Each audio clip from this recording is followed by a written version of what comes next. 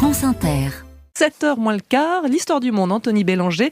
Rien ne va plus entre l'Équateur et la Russie. Le ton monte depuis le début du mois, depuis que Washington a proposé à l'Équateur de récupérer ses vieux matériels militaires soviétiques contre des équipements modernes états-uniens, un échange valorisé à 200 millions de dollars. L'Équateur a bien besoin d'armes modernes et de munitions dernier cri alors que le pays doit affronter une guerre avec les narcotrafiquants. Quant à la raison pour laquelle Washington s'embarrasse de ce bric-à-brac soviétique, elle n'est pas très difficile à comprendre. L'Équateur possède des lance-roquettes multiples, des hélicoptères de transport et de combat, et même des systèmes de défense antiaérienne portables, toute chose que l'Ukraine peut utiliser avec profit. Et de son côté, Moscou a réagi de manière virulente. Pour une raison bien simple, beaucoup d'armées sud-américaines possèdent du matériel soviétique, souvent obsolète, mais qui pourrait profiter à l'Ukraine dans le cadre de contrats de même type.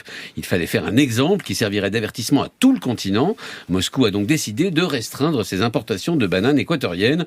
Or, il se trouve que la Russie absorbe à elle seule 1/5 de la récolte du pays.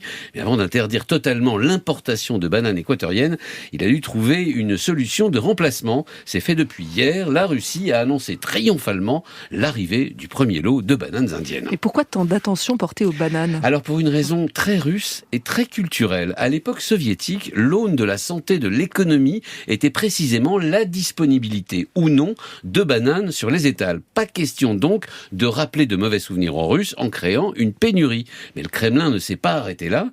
Il a aussi décidé de stopper l'importation d'œillets équatoriens. Alors l'Équateur est un géant de la fleur coupée. Le pays en exporte dans le monde entier pour près d'1 milliard de dollars.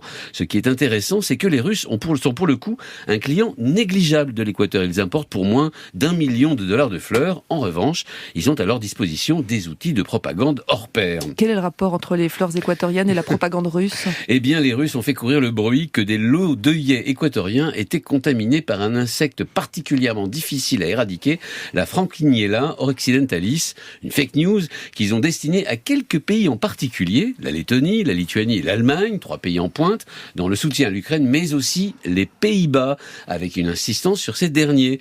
Et ce, pour au moins 2 raisons. D'abord, l'AE vient d'annoncer la livraison de 24 chasseurs F-16 à Kiev.